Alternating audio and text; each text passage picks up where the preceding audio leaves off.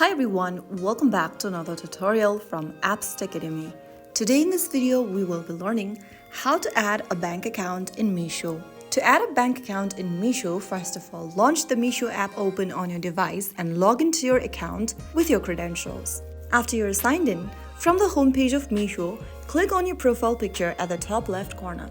Now from the account tab that appears on the screen, click on My Bank and UPI Details. Click on Add right next to Bank Details, and then you can enter your account number for your bank. Confirm your account number by re-entering it again. Type in the account holder's name and your IFSC code, and finally click on Next. Right after you fill all of your information, Meesho may ask you to verify your account via OTP sent on your registered mobile number or a micro deposit verification.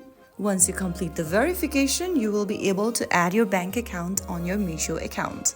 Just make sure that the account holder name matches your Meesho profile name and make sure to enter the correct details and you will be good to go. So that's how you can easily add your bank account in Meesho so that you can make your payment conveniently. If you found the video helpful, don't forget to like, share and subscribe to the channel. I will see you in the next video. Thank you for watching.